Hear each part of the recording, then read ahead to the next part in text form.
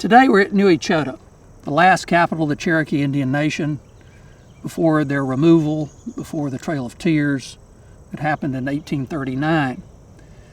It's a beautiful area here. We're about halfway between Chattanooga, Tennessee and Atlanta, Georgia, near a little town called Calhoun, Georgia, the town where I grew up. This town of New Echota was not here, though, very long. It was only here for about 25 or 30 years. It was not here for hundreds or thousands of years at all.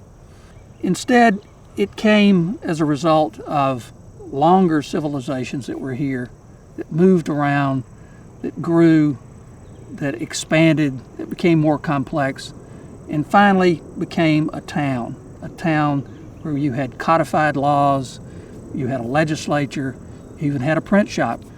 But how did they get there? How did they get to that point? And that's one of the things that we're going to talk about for a minute here. But before we do that, I want to talk about the landscape and the land where we are, the geography, this place. I've spent a lot of time with American Indian, Native American groups, and one of the things that they like to do, and I've become accustomed to doing that, is stopping for a moment, in just a moment of silence, to appreciate this land and to appreciate and think about the people who were here at one time.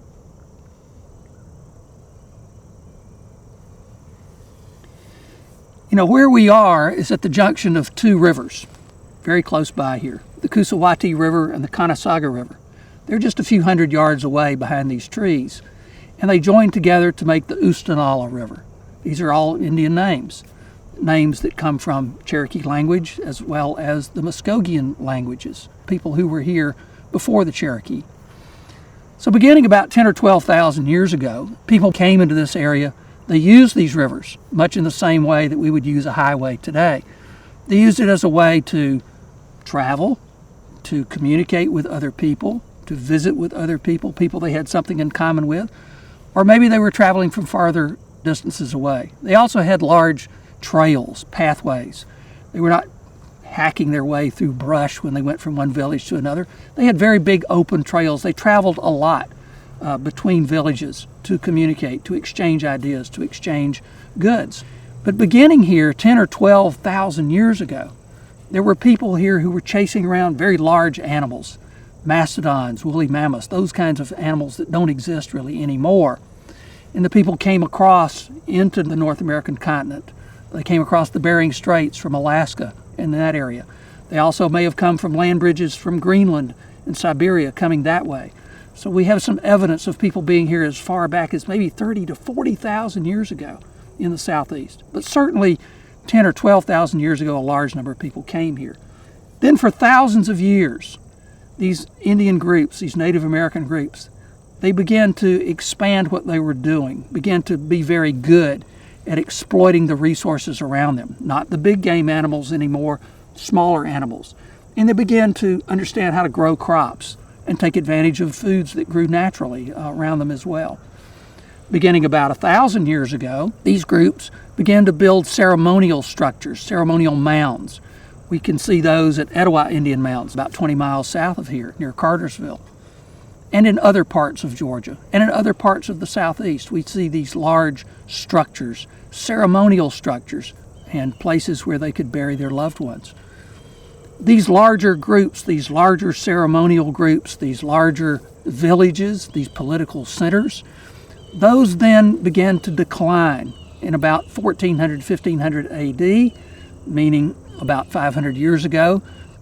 They began to decline in terms of the scale of these larger, big mound villages, and they became smaller villages but scattered more widely across the landscape. When the De Soto expedition came here, Hernando de Soto came from Spain here in 1540. Another explorer came here in 1560 from Mexico City, Tristan de Luna. The De Soto expedition was a gold-seeking expedition. The Tristan de Luna expedition was a colonizing expedition. Both of those expeditions failed in terms of what they were trying to accomplish. The terrible other thing that happened as a result of those expeditions were diseases that were introduced to the Native American people who lived here. And this means mumps, measles, chickenpox, those kinds of simple ailments that might not kill many people today, But back then, they were very severe in terms of the way that they affected the populations that were here. Within 50 years, between 1540 and say 1590, 1600, in that 50-year period, perhaps as many as 90%, 95% of these Native American populations that were here disappeared. They began to wind down. Mumps, measles, chickenpox, again, led to food systems breaking down. It led to higher infant mortality rates, lower birth rates, those kinds of things. By the year 1600, this entire area of northwest Georgia was then abandoned. The people that had been here, the Muscogean-speaking people, had moved downriver, banding together with the other people who were sort of refugees left over after the big population collapse. And they began to establish villages in what we now would call Alabama. Cherokee people who were living in North Carolina, Tennessee, South Carolina, over in those areas, they began to get pressure from Europeans coming into those areas. And they began to look for places where they could come and escape those other people moving in on their territory. So they came here to northwest Georgia. So this area that was then abandoned by Muscogean-speaking people by 1600 began to be occupied by these Cherokee people who were Iroquoian-speaking people by about the mid-1700s. By 1788, they had created a village here called Oostanolly, and they called that their capital, a place where they could meet to talk about tribal laws, to negotiate treaties, those kinds of things. And Oostanolly was located here on the Coosawattee River just a few miles away. A little while later, in the early 1800s, by 1815 or so, 1819, they began to establish a town, an actual town, with streets. They were riding horses, they had carriages, they had wagons. They were living very much like other farmers who were not Native American were living in Georgia at the time.